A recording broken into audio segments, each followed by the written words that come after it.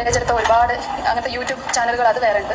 മനാഫ്ക ആണെങ്കിലും നമ്മുടെ കുടുംബത്തിന്റെ കൂടെ ഒക്കെ നിന്ന ആളാണ്. പക്ഷെ മനാഫ്ഖാന്റെ അപ്പുറത്ത് ഒരു മുബീൻക എന്ന് പറഞ്ഞിട്ട് ഇതിന്റെ പിന്നിൽ ഒരുപാട് പ്രയാസപ്പെട്ടിട്ട് ഞാൻ പല ആളുകളും പലതും പറഞ്ഞു വണ്ടി. അസ്സലാമു അലൈക്കും വറഹ്മത്തുള്ളാഹി വബറകാതുഹു. ഒരു കാര്യമാണ് ഞാൻ പറയുന്നത്. യഥാർത്ഥത്തിൽ ഈ അർജുനന് ഇത്രയേറെ ദിവസങ്ങളോളം 75 ദിവസം ഈ ഗംഗാവാരി പുഴയോരത്ത് നോക്കണം, ഊണും ഉറക്കും മഴയും വെയിലുമേറ്റ് ഒരു ലോറി ഉടമ നോക്കണം, ഇത്രയേറെ ആത്മാർത്ഥതയോടുകൂടെ ഒരു അത്ഭുത സംഭവമാണ് യഥാർത്ഥത്തിൽ.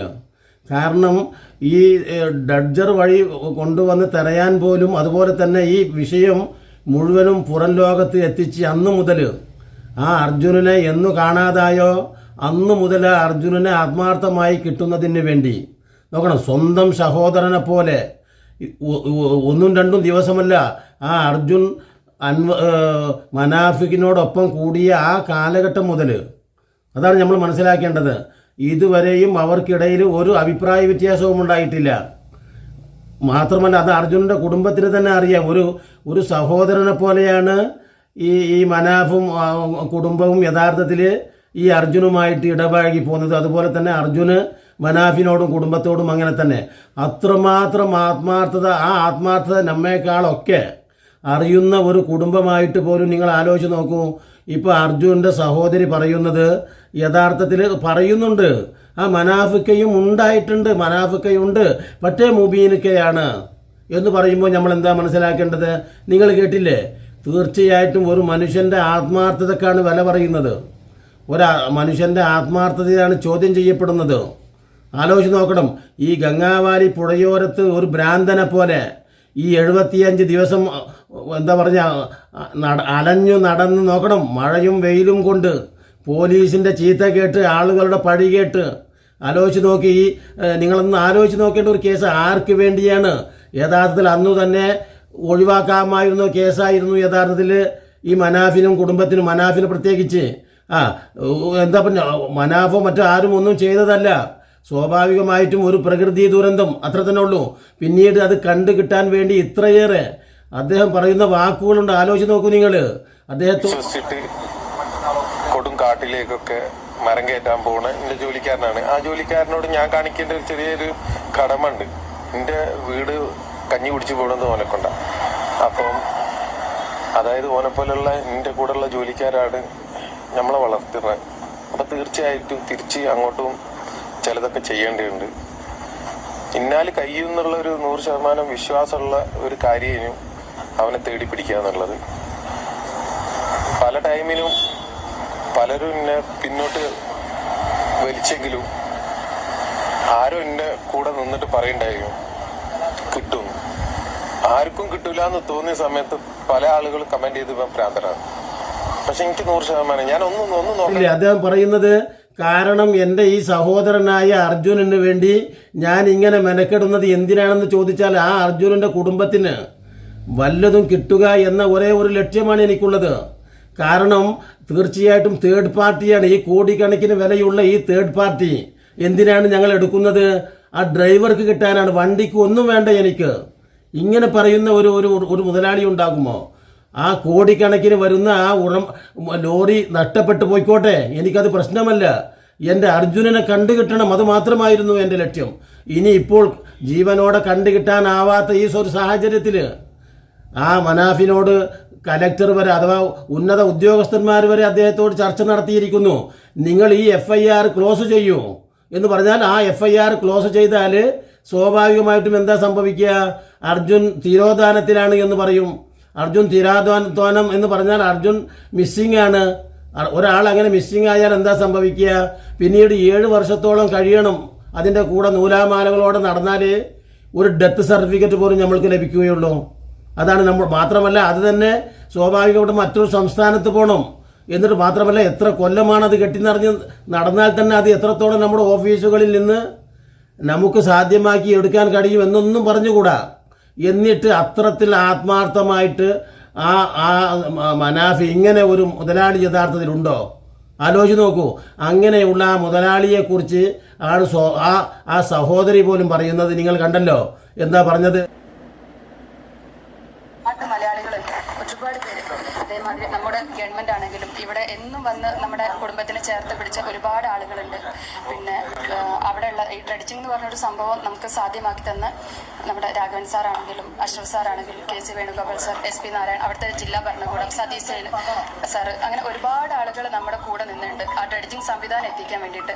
അതിനു വേണ്ടിയുള്ള സമ്മർദ്ദങ്ങളും കാര്യങ്ങളും നമ്മുടെ സർക്കാരിന്റെ ഭാഗത്തു നിന്നാണെങ്കിലും നമുക്ക് ഒരുപാട് രീതിയിലുള്ള കിട്ടിയിട്ടുണ്ട്.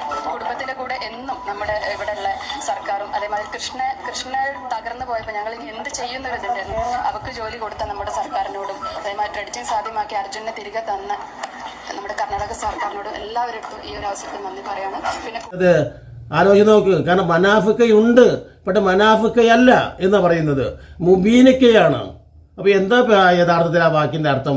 ഒരു മനുഷ്യനോട് ചെയ്യുന്ന ഏറ്റവും വലിയ ഉപദ്രവം എന്ന് പറയുന്നത്, ഒരു മനുഷ്യനെ അപമാനിക്കുക എന്നത് ഏറ്റവും വലിയത്. ഒരാളെ ദ്രോഹിക്കുക എന്നത് പറഞ്ഞാൽ അയാളെ അവഗണിക്കുക എന്ന തോന്നലുണ്ടാക്കലാണ്.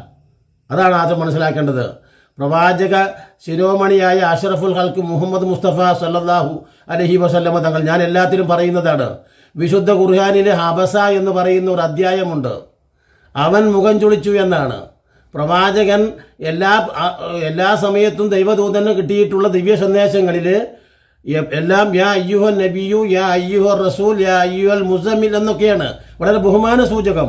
പക്ഷേ ഒരു കുരുടനെ അവഗണിച്ചു എന്ന ഒരു തോന്നലുണ്ടാക്കിയപ്പോൾ ആ പ്രവാചകന് പിന്നീട് ലഭിച്ച ദിവ്യ സന്ദേശത്തിൽ അബസ, അവൻ മുഖം ചുളിച്ചു എന്നാണ് പറയുന്നത്. ആർക്കും അടിച്ചു നോക്കാം. അപ്പോൾ എന്ന് പറഞ്ഞാൽ ആ ബഹുമാനങ്ങളൊക്കെ നൽകി ഇല്ല. അപ്പോൾ അത്രമാത്രം ഒരു വലിയ സംഭവമാണ് ഒരു മനുഷ്യനോടുള്ള അവഗണന തോന്നിപ്പിക്കുക. അപ്പോൾ തീർച്ചയായിട്ടും ഇത് അവഗണന തോന്നിപ്പിക്കലല്ല, മനഃപൂർവ്വം എല്ലാവർക്കും യഥാർത്ഥത്തിൽ ഈ ഒരു അവഗണന ഏറ്റ മനുഷ്യനൊക്കെയാണല്ലോ ഇതിൻ്റെ അവസ്ഥ അറിയുക. നിങ്ങളൊന്ന് ആലോചിക്കുക. മാത്രമല്ല ഒട്ടനേകം നെഗറ്റീവ് കമൻറ്റുകൾ, നെഗറ്റീവ് അഭിപ്രായങ്ങൾ. ഇപ്പം നിങ്ങൾ നോക്കൂ, ഒരു സംഖ്യ ഇതിന്റെ തുടക്കത്തിൽ പറയുന്നു, അല്ലെങ്കിൽ കള്ളത്തരം കാണിച്ചവന്റെ ഒരു ബേജാർ നമ്മൾക്ക് എല്ലാവർക്കും അവരുടെ മുഖത്ത് നിന്ന് വായിച്ചെടുക്കാനാവും. ഈ ലോറി അവിടെ എത്തിയതിന് എത്തി എന്ന് പറയുന്നു, ഈ ചായക്കടയ്ക്ക് മുന്നിൽ നിർത്തിയിട്ട് ചായ കുടിക്കാൻ പോയി എന്ന് പറയുന്നു. അതിന് പിറകിലെ മനാഫ് എന്ന് പറയുന്ന ഈ ലോറിയുടെ ഉടമയെ കുറിച്ചുള്ള ഒരുപാട് നിഗൂഢതകൾ, ഒരുപാട് ദുരൂഹതകൾ നിറഞ്ഞ വസ്തുതകൾ പുറത്തു വരുമ്പോൾ അത് മാധ്യമങ്ങൾ പുറത്തു പറയുമ്പോൾ അതിനെതിരെ തെറി വിളിച്ച് പച്ചത്തെറി വിളിച്ച് അവരവരുടെ സംസ്കാരം കാണിച്ചിട്ട് യാതൊരു കാര്യമില്ല. ഇനി തപ്പ് കോടിക്കണക്കിന് രൂപ ചെലവഴിച്ചുകൊണ്ട് അപ്പോഴും തപ്പ് എന്ന് പറഞ്ഞ് തപ്പേണ്ട ആവശ്യമുണ്ടായിരുന്നു. അത് മനാഫിന്റെ ആവശ്യം മാത്രമായിരുന്നു. വരും നാളുകളിൽ ഈ മനാഫിന്റെ സകല ഉടായ്പകൾ ഉണ്ടെങ്കിൽ അത് പൂർണ്ണമായിട്ട് പുറത്തു തന്നെ ചെയ്യണം. ഈ അർജുന്റെ കുടുംബത്തെ പറഞ്ഞു തെറ്റിദ്ധരിപ്പിച്ചതാണോ 2 ദിവസം മൊബൈൽ റിംഗ് ചെയ്തോ എന്നുള്ളത് കണ്ടെത്തുക തന്നെ വേണം. കാരണം അങ്ങനെ 2 ദിവസം മൊബൈൽ റിംഗ് ചെയ്തിട്ടുണ്ടെങ്കിൽ അർജുൻ ഒരിക്കലും വെള്ളത്തിലോ അതല്ലെങ്കിൽ മണ്ണിനോ അടിയിലോ പോയിട്ടില്ല, അത് പുറത്ത് തന്നെ ആയിരിക്കും. അതല്ലെങ്കിൽ അർജുന്റെ മൊബൈൽ ഈ 2 ദിവസം ആരാണ് മറ്റാരെങ്കിലും ഉപയോഗിച്ചെന്നുള്ളത് കണ്ടെത്തേണ്ടത് ആരാണ്? എന്ന് പറയുന്ന ഈ ലോറിയുടെ ഉടമയ്ക്കെതിരെ വലിയൊരു കണ്ടെത്തലുകളാണ് ഇപ്പോൾ പുറത്ത് വന്നുകൊണ്ടിരിക്കുന്നത്. ഇയാൾക്ക് കൃത്യമായിട്ട് ഇയാളുടെ വീടും ഇയാളുടെ ഫാക്ടറിയും ഒക്കെ കർണാടക പോലീസ് വന്ന് റെയ്ഡ് നടത്തിയിരുന്നു, പരിശോധിച്ചിരുന്നു. എന്തിനു വേണ്ടിയിട്ടെന്ന് അറിയാമോ? കള്ളത്തടി കടത്തി എന്നുള്ള ആ ഒരു സംശയത്തിന്റെ പേരിൽ കൃത്യമായിട്ടും ഇയാളുടെ പല ആലോചിച്ച് നോക്കൂ. ആ മനാഫ് എന്ന് പറയുന്ന ഇത്രയേറെ മാലാഖയെ പോലെയുള്ള ഒരു ആത്മാർത്ഥമായ മനുഷ്യൻ ചെയ്ത സേവനങ്ങളെ മുഴുവനും വില കുറച്ചു കാണുക മാത്രമല്ല, അദ്ദേഹം എന്തുമാത്രം മോശപ്പെട്ടവനായിട്ട് ചിത്രീകരിക്കുന്നുണ്ട്. ഈ നരാധമനായ ഈ VK ബൈജു എന്ന് പറയുന്ന സംഘി നമ്മുടെ നാടായതുകൊണ്ടല്ലേ, അല്ലെങ്കിൽ ആ സംഘിക്ക് അവൻ പറയുന്ന അവൻ്റെ യൂട്യൂബ് ചാനൽ എന്നോ നിരോധിക്കുക മാത്രമല്ല അവനെ എന്നോ തടവിലാക്കുക കൂടെ ചെയ്യുമായിരുന്നു. പക്ഷേ നമ്മുടെ ഭരണകൂടത്തിൽ എന്തായാലും പ്രശ്നമില്ല. പ്രവാചക പ്രഭുവിനെ നിന്ദിച്ച് വ്ളോഗ് ചെയ്യുന്ന ആരിഫിനായാലും ജാമിദക്കായാലും മുസ്ലിം സമൂഹത്തിൽ ഭിന്നിപ്പുണ്ടാക്കുന്ന ഇത്തരത്തിലുള്ള കൃമികൾക്കായാലും എല്ലാവരെയും അനുവദിച്ച് വിട്ടുകൊടുത്തിരിക്കുകയാണ് യഥാർത്ഥത്തിൽ ഈ ഭരണകൂടം. അപ്പം ഞാൻ പറഞ്ഞു വരുന്നത്, അപ്പം ഇത്രമാത്രം വേദനാജനകമായ രീതിയിൽ മതവിദ്വേഷം എന്തിനു വേണ്ടി? ഒരു മുസ്ലിം ആയിരിക്കുന്നു ഈ ലോറിയുടെ ഉടമ. അർജുനൻ്റെ മുതലാളി മുസ്ലിമാണ് എന്ന ഒറ്റ കാരണത്താലാണ് ഈ നരാധമൻ ഇത്രയേറെ വിഷം വിതറിക്കൊണ്ട് ആ ചാനലിലൂടെ ഈ പറഞ്ഞുകൊണ്ടിരിക്കുന്നത്. ഇനി അതുപോട്ടെ, അതിനേക്കാൾ വിഷമകരമായതാണ് ഞാൻ നേരത്തെ പറഞ്ഞതുപോലെ ഈ പറയുന്ന ഈ സഹോദരിയുടെ ആ വാക്ക് ഒന്നുകൂടെ കേട്ടിട്ട് നമുക്ക് നിർത്താം. നിങ്ങൾക്ക് ചേർത്ത് പിടിച്ച ഒരുപാട് ആളുകളുണ്ട്. പിന്നെ അവിടെയുള്ള ഈ ഡ്രെഡിച്ചിങ് എന്ന് പറഞ്ഞൊരു സംഭവം നമുക്ക് സാധ്യമാക്കി തന്ന നമ്മുടെ രാഘവൻ സാർ ആണെങ്കിലും അഷ്റഫ് സാർ ആണെങ്കിലും KC Venugopal sir, SP Narayan, അവിടുത്തെ ജില്ലാ ഭരണകൂടം, സതീഷ് സാർ, അങ്ങനെ ഒരുപാട് ആളുകൾ നമ്മുടെ കൂടെ നിന്നുണ്ട് ആ ഡ്രെഡിച്ചിങ് സംവിധാനം എത്തിക്കാൻ വേണ്ടിയിട്ട്. അതിനു വേണ്ടിയുള്ള സമ്മർദ്ദങ്ങളും കാര്യങ്ങളും നമ്മുടെ സർക്കാരിന്റെ ഭാഗത്തു നിന്നാണെങ്കിലും നമുക്ക് ഒരുപാട് രീതിയിലുള്ള കിട്ടിയിട്ടുണ്ട്.